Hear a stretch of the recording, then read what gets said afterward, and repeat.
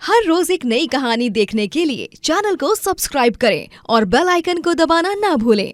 चंदनपुर कहकर एक गांव में जानकी अपने दो छोटे बेटा बेटी चिंकी और बिट्टू के साथ रहा करती थी। वो एक गरीब मछली वाली थी। वो रोज सुबह जल्दी उठकर अपनी नाव में सवार होकर मछलियां पकड़ती और फिर उन्हें बाजार में जाकर बेचती। मछली ले लो मछली, ताजा ताजा मछली, दाम में मस्त और स्वाद में भी एकदम जबरदस्त। खाओगे, हाँ जी खाओगे तो हो जाओगे चुस्त दुरुस्त और तंदुरुस्त। मछली ले लो मछली। अरे मुझे ये 2 जोड़ी सुरमई दे दो और ये बॉम्बिल भी दे दो। अरे वाह वाह जानकी, आज तो बहुत ही ताजा ताजा मछलियां पकड़ कर लाई हो। हाँ चलो चलो, मुझे ये सोल और ये हलवा मच्छी दे दो, 3 जोड़ी। वाह वाह जानकी, आज तो बहुत ही ताजा ताजा मछलियां पकड़ कर लाई हो। चलो चलो, मुझे ये सोल और हलवा मछली दे दो, 3 जोड़ी। ठीक है बहन जी। जानकी के पास खुद की एक नाव थी जिसका नाम उसने बन्नू रखा था। बन्नू को उसने पेंट करके सजाया भी था। वो उसे बहुत संभाल कर रखती। जानकी अपने दोनों बच्चों से भी बहुत प्यार करती। गरीबी में भी वो उनके माथे पर एक शिकन तक नहीं आने देती। चिंकी, बिट्टू, ये लो, तुम दोनों के लिए क्रीम रोल्स और वेफर्स लाई हूँ।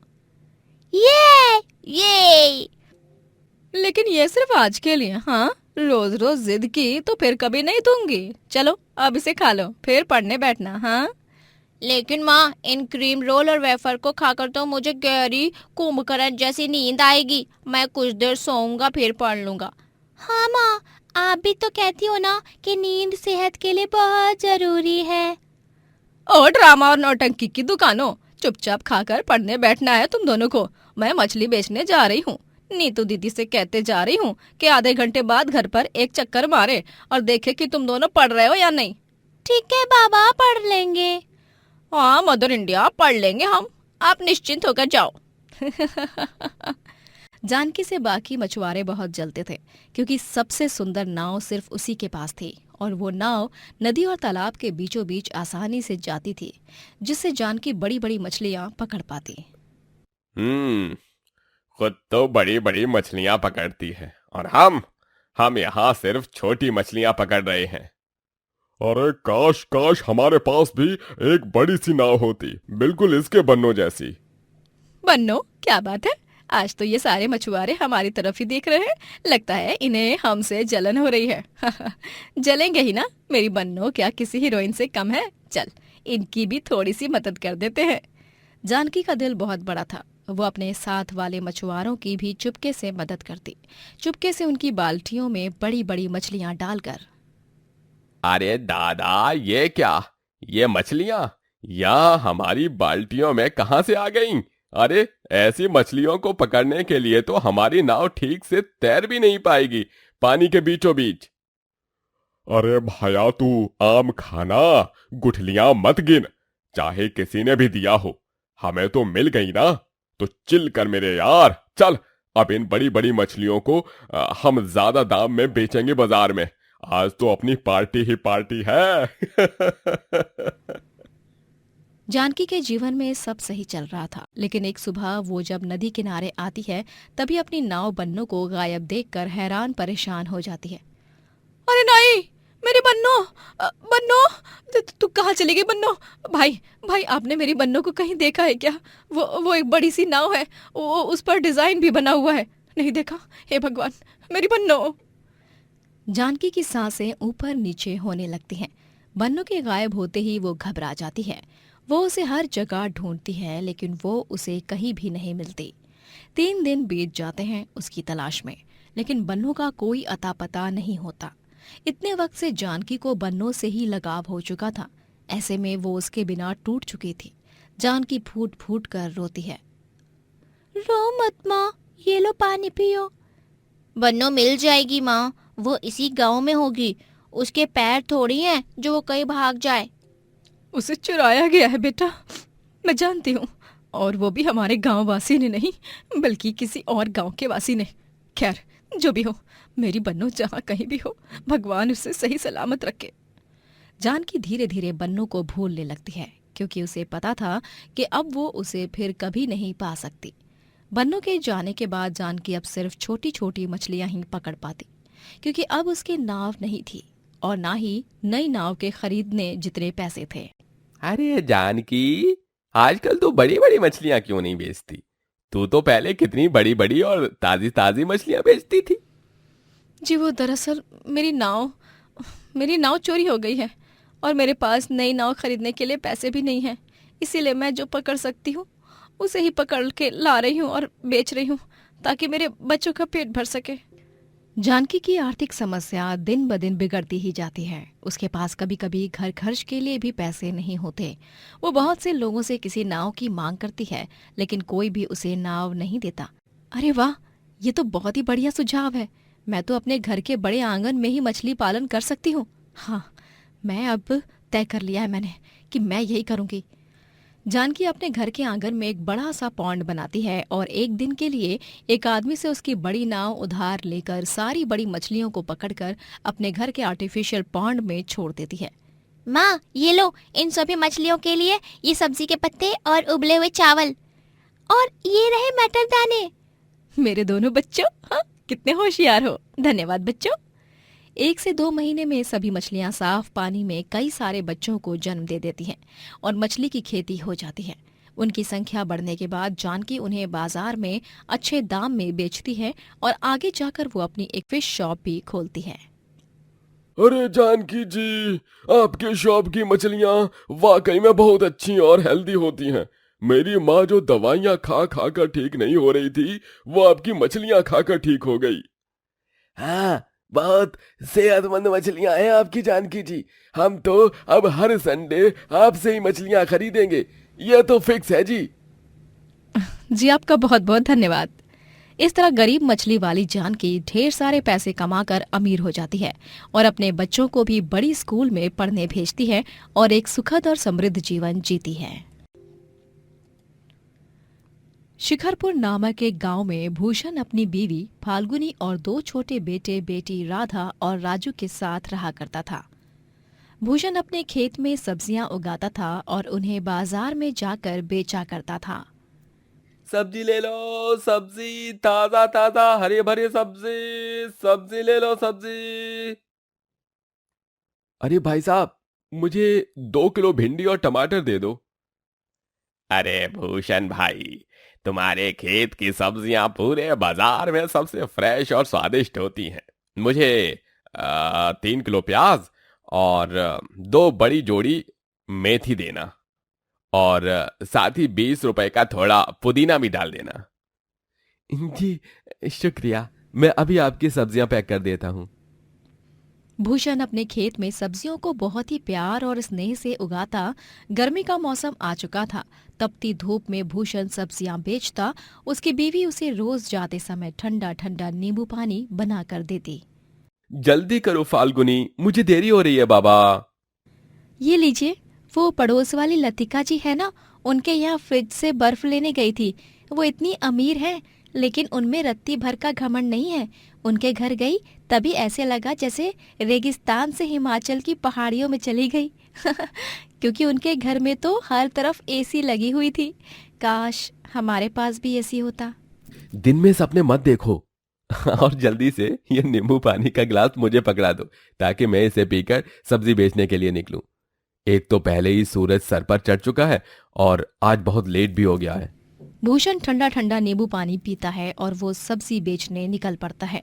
लेकिन जैसे ही वो घर के बाहर कदम रखता है, अचानक से जमीन में क्रैक्स होने लगते हैं और एक खतरनाक भूकंप आ जाता है जो पूरा गांव तबाह करके रख देता है। आधा गांव उस भयानक भूकंप में खत्म हो जाता है। भूषण, फाल्गुनी और राधा, राजू चारों सही सलामत बच जाते हैं, लेकिन उनका सब कुछ बर्बाद हो चुका था। अब वो सड़क पर आ चुके थे। भीषण गर्मी में वो चारों यहाँ से वहाँ नंगे पांव भटकते फिरते हैं। माँ, पापा, मेरे पाँव बहुत जल रहे हैं। और मेरे भी माँ पापा। राधा बिटिया, तू मेरे पास आ। राजू बेटा आओ। भूषण राधा को अपनी गोदी में उठाकर चलता है और फाल्गुनी राजू को अपनी गोदी में उठाकर चलती है। दोनों मियाँ बीवी के पैरों पर मानो अंगारों जैसे चटके लगते हैं। उनके आंखों से आंसू निकलते हैं, लेकिन वो दोनों अपने बच्चों के लिए उफ तक नहीं करते। वो सभी एक नदी किनारे रुककर पानी पीते हैं और एक पेड़ की छांव में झोपड़ी बनाकर उसमें रहने लगते हैं। एक झटके में सब कुछ खत्म हो गया, मेरी खेती, मेरा घर, सब कुछ। अब हम कैसे जिएंगे इस जान लेने वाली भयंकर गर्मी में, हमारे बच्चे। जी आप इस तरह हिम्मत हारेंगे तो कैसे चलेगा भला। हम दोनों अपने बच्चों के लिए मेहनत करेंगे, उन्हें किसी भी चीज की कमी नहीं होने देंगे। फाल्गुनी और भूषण दोनों ही एक अमीर आदमी के यहाँ नौकरों वाला काम ढूंढ लेते हैं और वहीं पर काम करने लगते हैं। उस अमीर आदमी का नाम धनराज होता है और वो अपनी बीवी सागरिका और छोटी बेटी टीना के साथ रहता था। उनके घर में हर एक कमरे में एसी लगा हुआ था। एक दिन जब राजू और राधा दोनों ही अपने माँ पापा संग काम पर आते हैं, तभी वो टीना के कमरे में बाहर चुपके से देखते हैं। टीना, ये लो बेटा, आइसक्रीम, कपकेक और कोल्ड ड्रिंक्स। आराम से बैठकर पियो और अपना फेवरेट कार्टून देखो। इसके बाद स्टडी करना है आपको, ओके बेटा? हाँ मम्मा, मैं एक बार में समझ जाती हूँ, आप बार बार मत बोला करो। मुझे एक ही चीज, मैं कोई दूध पीती बच्ची नहीं हूँ। ठीक है बाबा, जरा कुछ बोलो नहीं कि बस हिटलर बन जाती है। अच्छा, मैं एसी ऑन करके जा रही हूँ, जब ज्यादा ठंडा लगे तब एसी ऑफ कर देना, ओके? ओके। सागरिका टीना के कमरे की एसी ऑन करके चली जाती है और उस कमरे से ठंडी ठंडी हवा बाहर भी आ रही थी, जिसका आनंद राधा और राजू चुपके से उठा रहे थे। वाह यार राजू, है ये टीना कितनी भाग्यवान है ना, इसके कमरे में तो एसी है। हाँ हाँ राधा, काश हम भी एसी में ही रह पाते। तभी टीना उन दोनों को देख लेती है और वो गुस्से से आग बबूला हो जाती है। तुम दोनों गरीब फटीचर लोग यहाँ पर मेरे कमरे के बाहर खड़े रहकर फ्री फंड में एसी की हवा खा रहे हो, बेवकूफ, बेशर्मो। हाँ, निकल जाओ यहाँ से। टीना उन दोनों को धक्का मार कर गिरा देती है। तभी वहां पर धनराज, सागरिका, भूषण और फाल्गुनी आ जाते हैं। राधा, राधा बिटिया, राजू बेटा, तुम दोनों ठीक तो हो ना? तुम्हें ज्यादा चोट तो नहीं आई ना? नहीं पापा, हम ठीक हैं।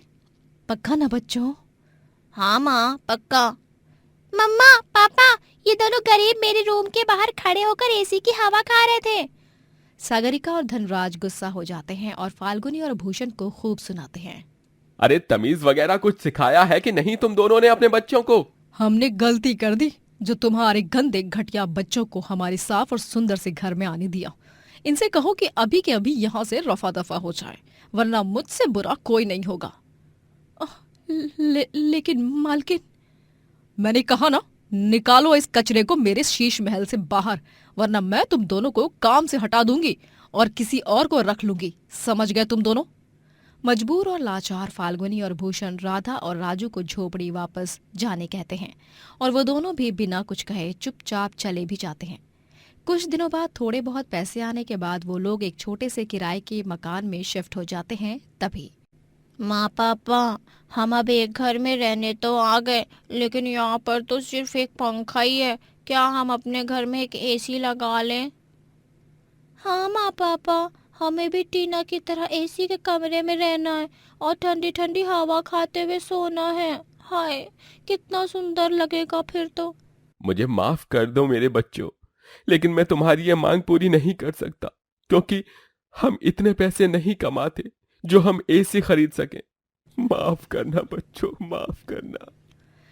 रूठो मत, मेरे पास एक उपाय है जिससे एसी की जैसी हवा लगेगी, लेकिन ये वाली एसी थोड़ी देसी और अतरंगी है। फाल्गुनी गीले रजाइयों को खिड़कियों पर टांगती है, जिससे घर ठंडा हो जाता है, लेकिन इसके बावजूद भी दोनों बच्चों का मुंह उतरा हुआ ही रहता है।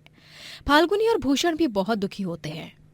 एक दिन भरी दोपहर में जब सागरिका बंगले के गार्डन एरिया में पौधों को पानी दे रही होती है, तभी दो गुंडे आकर उसे एक वैन में किडनैप करके चले जाते हैं। मालकिन! फाल्गुनी, चलो जल्दी, हम साइकिल पर सवार होकर उनका पीछा करेंगे। तुम साइकिल के पीछे बैठकर पुलिस को फोन लगाओ, तब तक जल्दी जल्दी। भूषण और फाल्गुनी दोनों साइकिल पर सवार होकर उन गुंडों की वैन का पीछा करते हैं और आखिरकार उन्हें रोक ही देते हैं। फाल्गुनी सागरिका को गुंडे से अलग करती है और भूषण उन गुंडों को खूब पीटता है। उतने में वहां पर पुलिस आ जाती है और उन दोनों बदमाश गुंडों को गिरफ्तार कर लेते हैं। बाद में जब धनराज और टीना को ये बात पता चलती है तब उन्हें भी अपनी गलतियों पर शर्मिंदगी महसूस होती है। धन्यवाद भूषण, फाल्गुनी, मैंने तुम दोनों के साथ कभी अच्छा व्यवहार नहीं किया, लेकिन तुम दोनों ने फिर भी मेरी जान बचाई, अपनी जान जोखिम में डालकर। थैंक यू अंकल आंटी, मेरी मम्मी की जान बचाने के लिए। मेरी तरफ से आपको और राधा राजू को भी सॉरी। ये लो भूषण, मना मत करना। इन पैसों को हमारी तरफ से प्यार भरा नजराना समझना। हमें अपनी गलती का पश्चाताप हो चुका है। वो तीनों भूषण और फाल्गुनी से माफी मांगते हैं और भूषण और फाल्गुनी उन पैसों से अपने घर के लिए एसी खरीदते हैं और वो चारों एसी में रहकर बहुत खुश होते हैं। ये हमारे घर एसी आ गई एसी आ गई। राधा और राजू तो खुशी के मारे झूमते नाचने लगते हैं। इस तरह वो लोग हंसी खुशी से एक साथ एक सुंदर सा जीवन बिताते हैं। धीरजपुर नामक एक गांव में आलोक और उसकी पत्नी सुनीता अपने बेटे टीटू के साथ रहा करते थे। आलोक का गांव में चिकन ढाबा था जहां पर वो चिकन के बने पदार्थ बनाकर बेचा करता था, लेकिन आजकल उसके ढाबे पर एक मक्खी तक जल्दी नहीं मंडराती। पता नहीं अब क्या हो गया है पूरे गांव को। अचानक से सभी शाकाहारी हो गए हैं क्या? धीरजपुर में रहना है तो हमें धीरज तो रखना ही होगा ना जी। चिंता मत कीजिए, आ जाएंगे ग्राहक। तुमने उन्हें स्पेशल न्योता दिया है क्या सुनीता? जी नहीं तो भला मैं क्यों उन्हें न्योता दूं? क्या आप भी कैसी बातें करने लगते हैं? नहीं, तुम जो बड़ा बोल रही हो कि आ जाएंगे। हाँ, अरे जाओ जाओ, मैं पहले ही बहुत परेशान हूँ। आलोक दिन भर मेहनत से चिकन के डिशेस बनाता, लेकिन बस थोड़े बहुत ग्राहक ही उसके ढाबे पर आते, जिस कारण वो बहुत दुखी होता। हे लक्ष्मी मैया, मुझसे कोई भूल हो गई हो तो माफ कर दीजिए, लेकिन मुझसे नाराज मत होइए। पापा, स्कूल की फीस भरनी है, वरना मुझे स्कूल में आने से मना कर देंगे। अरे ऐसा कैसे मना कर देंगे? मैं कल ही तेरे प्रिंसिपल से आकर बात करता हूँ। उनके लिए चिकन फ्राइड राइस और बटर चिकन भी लेकर जाऊंगा ताकि वो मान जाएं। हे भगवान जी, आप भी ना, सच में। अब पैसे नहीं है तो क्या करूं सुनीता? थोड़े दिनों की मोहलत मांग कर आता हूं ना प्रिंसिपल सर से।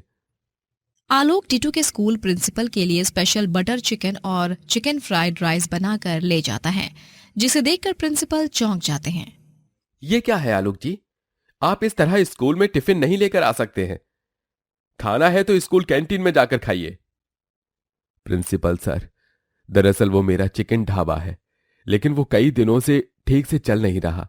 ग्राहक ही नहीं आ रहे, इसलिए थोड़ी पैसों की तंगी चल रही है। आप ये खाइए तो ना, प्लीज ये खाइए, आपके लिए ही स्पेशली बनाकर लाया हूं। आलोक प्रिंसिपल को जबरदस्ती चिकन की डिश खिलाता है, जिसे खाने के बाद प्रिंसिपल बहुत खुश हो जाते हैं और पूरा टिफिन सफा चट कर देते हैं। तो मैं क्या कह रहा था कि आप मुझे फीस भरने के लिए थोड़ी और मोहलत दे देंगे क्या? Please principal sir. जी जी, क्यों नहीं, बिल्कुल बिल्कुल। आपको जब मन हो तब फीस भर देना। बस मुझे हर हफ्ते आपके हाथ के बने चिकन डिशेस भेज दिया कीजिए, ठीक है? जी जरूर जरूर। आलोक टीटू के स्कूल के टेंशन तो दूर कर देता है, लेकिन बाकी के टेंशन्स अब भी उसकी राह देख रहे थे। एक दिन चिकन ढाबे पर उसका घर मालिक आ जाता है। अरे क्यों भैया आलोक, ढाबा तेरे नाम पर है लेकिन घर तो तेरे किराए का ही है ना, भूल गया क्या? अरे पिछले 2 महीनों से तूने किराया नहीं भरा है। जी मुआफ कीजिए, वो मैं तुम हम ये सब नहीं सुनने आया हूं मैं यहाँ पे, समझे? मुझे पैसा चाहिए, मेरा पैसा। चल जल्दी से पैसा निकाल, वरना मैं तुझे अभी के अभी पुलिस के हवाले कर दूंगा। आलोक घबरा जाता है और वो पैसा नहीं दे पाता, जिस कारण उसे पुलिस पकड़कर जेल में बंद कर देती है। जेल के अंदर, हे भगवान, ये सब क्या हो गया जी? अरे जिसका डर था वही हुआ। अब पता नहीं ये लोग कब तक मुझे इस जेल में कैद करके रखते हैं। सुनीता जल्दी से घर जाती है और सारे छोटे मोटे नए पुराने जेवर बेचकर वो घर मालिक को जाकर देती है। ये लीजिए, इन गहनों को बेचकर तो आपको किराए के पैसे से भी ज्यादा पैसे मिल जाएंगे। इन्हें रख लीजिए और अपनी कंप्लेन वापस ले लीजिए। अरे ठीक है, अगर पहले ही दे देती तो तुम्हारा पति जेल की सैर करने नहीं जाता।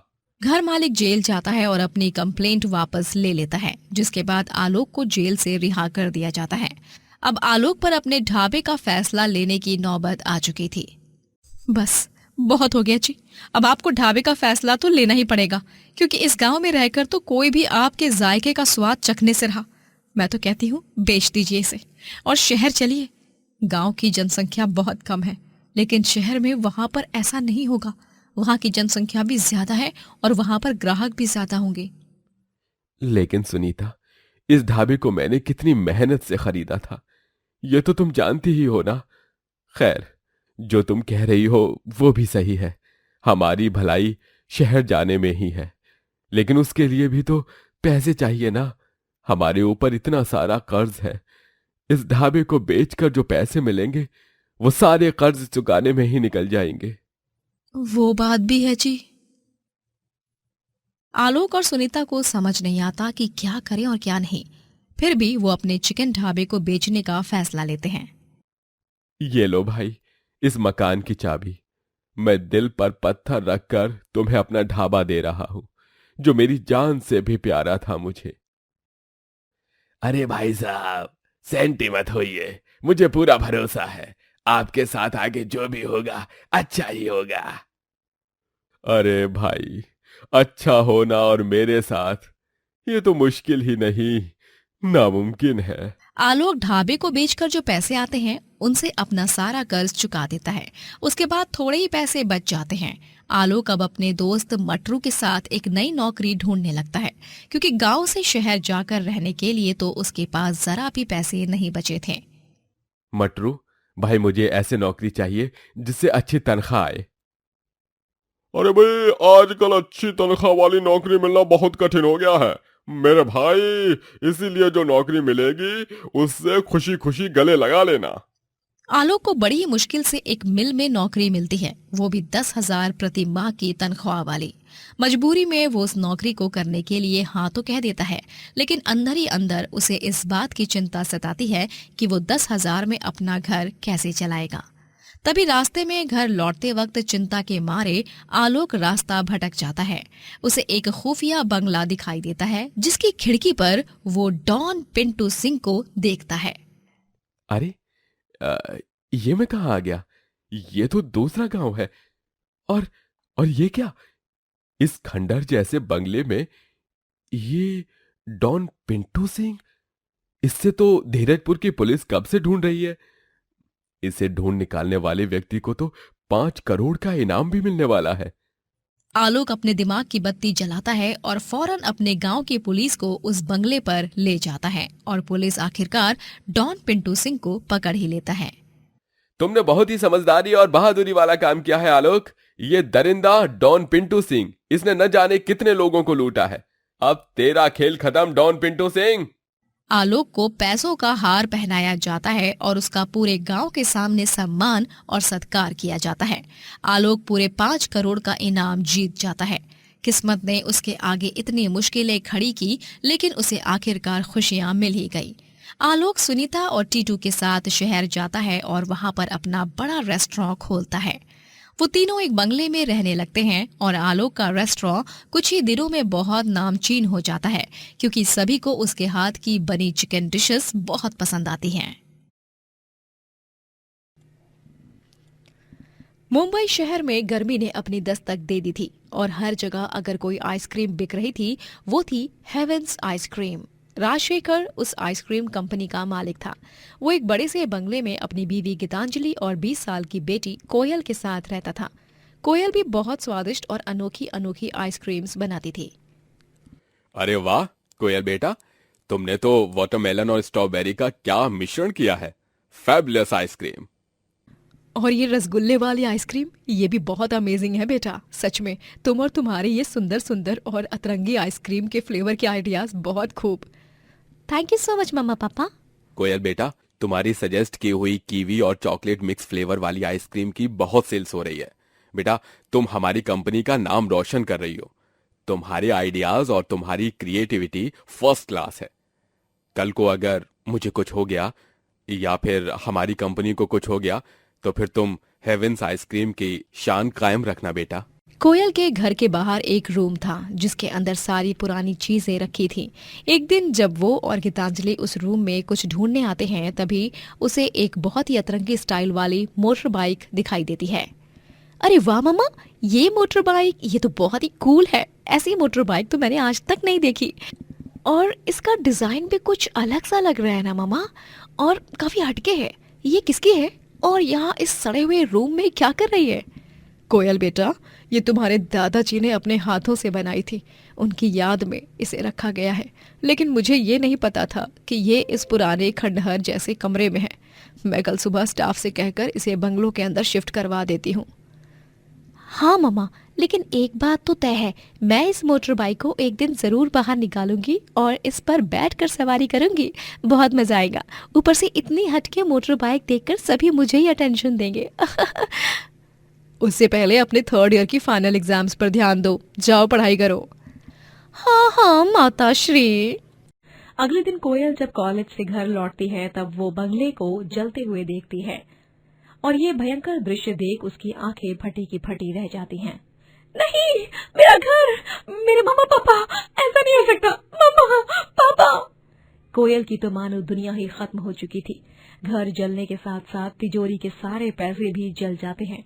उसके पापा की आइसक्रीम कंपनी को बहुत बड़ा लॉस हो जाता है और कंपनी भी बंद पड़ जाती है। मैं अपने पापा की कंपनी को यूं डूबने नहीं दे सकती। हेवेंस आइसक्रीम की कंपनी को बनाने में पापा ने जी तोड़ मेहनत की थी। उनके बाद अब मैं अपने पापा की आइसक्रीम कंपनी को फिर से खड़ा करूंगी। उनसे किया हुआ वादा अब मैं पूरा करके ही रहूंगी। कोयल ठान लेती है कि वो अपने पापा की आइसक्रीम कंपनी हेवेंस को बंद नहीं पड़ने देगी। वो उसी ब्रांड की आइसक्रीम्स बनाकर बेचने का फैसला लेती है और सबसे पहले वो एक आइसक्रीम ट्रॉली खरीदती है और वो अपने हाथों से आइसक्रीम बनाकर हेवेंस के पैकेट में पैक करके उन्हें बेचती। गर्मी से पाओ राहत, खाकर एकदम टेस्टी और यम्मी आइसक्रीम, तरह तरह के फ्लेवर्स, ऊपर से 5 आइसक्रीम्स पर एक फ्री। आइए आइए, आइसक्रीम खाइए और गर्मी को भगाइए। आइए आइए, हेवेंस आइसक्रीम अब आपकी गली में भी। अरे ये हेवेंस आइसक्रीम के मालिक राजशेखर की बेटी है। ये यहाँ पर सड़क पर आइसक्रीम बेच रही है। बेचारी, क्या दिन देखने पड़ रहे हैं इसे। ओ मिस्टर, आइसक्रीम खानी है तो खा, वरना दफा हो जा। फालतू की बकवास मत कर यहाँ पर। चाहे कुछ भी हो जाए, हेवेंस आइसक्रीम को मैं कभी बंद नहीं होने दूंगी। वो दोनों आदमी हंसते हुए वहां से निकल जाते हैं। कोयल जिस कॉलोनी में आइसक्रीम बेच रही थी वहां पर ज्यादा लोग आइसक्रीम नहीं खाते। वो तपती धूप में यहाँ से वहां ट्रॉली लेकर घूमती, लेकिन कोई भी उस बेचारी की आइसक्रीम नहीं खरीदता। कोई भी मेरी आइसक्रीम खरीद नहीं रहा। अगर ऐसे ही चलता रहा तो फिर मैं अपने पापा से किया हुआ वादा कैसे पूरा कर पाऊंगी। नहीं कोयल, तुझे इतनी आसानी से हार नहीं माननी है। तुझे आगे जाना है, हिम्मत हार कर पीछे नहीं जाना है। कोयल हिम्मत जुटाती है और आइसक्रीम बेचना जारी रखती है। धीरे धीरे ही सही, लेकिन लोग उसकी आइसक्रीम को खरीदने लगते हैं। रात में कोयल दिन भर की बची हुई आइसक्रीम्स को गरीब बच्चों में बांट देती है। ये लो बच्चों, एंजॉय। ये धन्यवाद दीदी। वाओ, धन्यवाद दीदी। कोयल एक छोटे से मकान में रहती है और रोज सुबह ही आइसक्रीम ट्रॉली लेकर आइसक्रीम बेचने निकल पड़ती। लेकिन एक सुबह जब वो ट्रॉली को घर के बाहर देखने आती है तभी वो जोर से चिल्ला पड़ती है। अरे नहीं! आइसक्रीम ट्रॉली के टायर्स नहीं थे। कोयल उन टायर्स को आसपास की सड़कों पर ढूंढती है, लेकिन वो उसे कहीं भी नहीं मिलते। कोयल बहुत परेशान हो जाती है। लगता है मेरी ट्रॉली के टायर्स कोई चुरा कर ले गया। अब मैं अपनी ट्रॉली को बाहर कैसे ले जाऊं बिना टायर्स के? मुझे तो कुछ समझ नहीं आ रहा, क्या करूं मैं? कोयल चिंतित होकर सोच में पड़ जाती है। तभी अचानक से 2 मिनट बाद उसके दिमाग में एक शानदार आइडिया आता है। उस दिन मैंने बंगलों के बाहर वाले रूम में वो दादाजी की अतरंगी मोटर बाइक देखी थी। उसे मम्मा ने अंदर रखवाया ही नहीं। वो अब भी वहीं पर ही होगी।